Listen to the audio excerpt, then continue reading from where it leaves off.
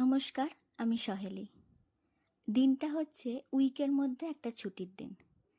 আর শুধু আমরা দুজন নই, আমাদের সাথে আমার ভাইও আছে। যাচ্ছি আমরা এখন কলকাতায়, কয়েকটা কাজও আছে।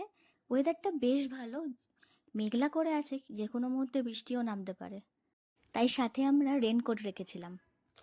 অলরেডি আমরা কলকাতার রাস্তায় ঢুকেই পড়েছি।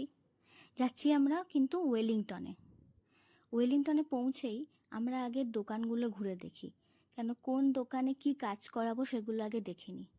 আর আমরা যেহেতু অনেক সকালবেলা বেরিয়েছিলাম, তাই আমাদের কিন্তু ঘুরে ঘুরে অনেক খিদেও পেয়ে গেছিলো।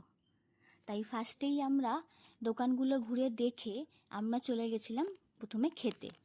পাশেই একটা কচুরির দোকান ছিল, ওখান থেকে আমরা মোটামুটি 2টো করে কচুরি আর আলুর তরকারি খেয়েছিলাম, সাথে একটা করে মিষ্টিও খেয়েছিলাম। বেশ ভালো ছিল কিন্তু কচুরিগুলো। প্রথমেই বলি, যাদের বাইকে স্পোক হুইল আছে তাদের বাইক চালাতে যে কী সমস্যার সম্মুখীন হতে হয় সেটা যাদের আছে তারাই জানে। আর অভির বাইকেও স্পোক হুইল, আর সেটার কারণে ওর পেরেক ফুটে চাকাতে যে কি হয়েছিল সেটা আর কি বলবো। তাই অনেক দিন ধরে ও প্ল্যান করছিল স্পোক হুইল চেঞ্জ করে অ্যালয় হুইল লাগাবে। সেই কাজের জন্যই আজ এখানে আসা। আর দোকান থেকে বলেই দিয়েছিল যে 1.5 থেকে 2 ঘন্টা টাইম লাগতে পারে, তাই আমরা ওখানে বসেই কাজটা করিয়েছিলাম। এবার বলি, এক একটা দোকানের কিন্তু এক এক রকম দাম বলেছিল, আর আমরা সেই দোকান সব ঘুরেই যেখানে কম বলেছিল সেখান থেকেই করিয়েছিলাম।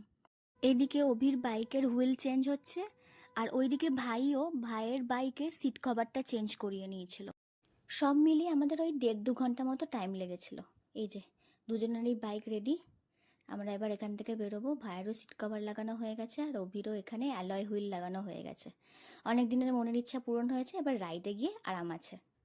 তো চলুন আমরা এখান থেকে এবার বেরোবো। আজ কিন্তু একটা বড় কাজ সারা হলো।